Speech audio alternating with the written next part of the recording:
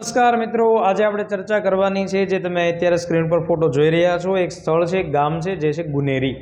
આ ગુનેરી ગામ કચ્છ જિલ્લાની અંદર આવેલ છે અને ખાસ કરીને જો પર્ટિક્યુલર આપણને પૂછવામાં આવે તો કચ્છના લખપત ખાતે સ્થિત છે. અંદાજિત અરબ સાગરથી 45 કિલોમીટર અંતરે અને કોરી ક્રીક જે ખાડી છે એનાથી 4 કિલોમીટરના અંતર આવેલું ગામ છે. શું કામ ચર્ચામાં આવેલું છે? અહીંયા સ્પષ્ટ રીતે લખેલું છે, પ્રથમ બાયોડાયવર્સિટી હેરિટેજ સાઇટ તરીકે ગુજરાત સરકારે એમને ઘોષિત કરેલું છે.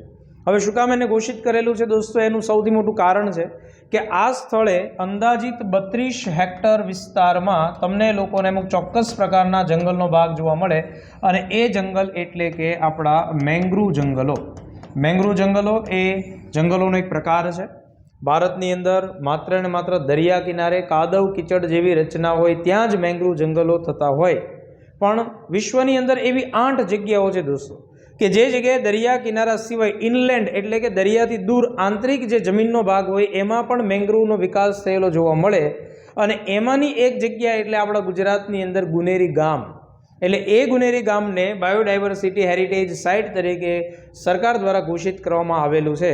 અત્રે ઉલ્લેખનીય છે કે મેંગ્રુવ જંગલોનું એક મુખ્ય વૃક્ષ છે જેને આપણે ચેર તરીકે ઓળખતા હોઈએ અને આ ચેર દરિયાને આગળ અટકાવતા વૃક્ષ માટે ખૂબ જાણીતું છે.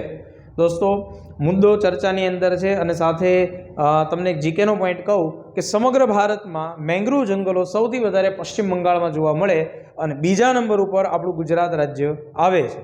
ગુજરાતમાં સૌથી વધારે મેંગ્રુવ પણ કચ્છ જિલ્લામાં જ છે, કચ્છના દરિયા કિનારે.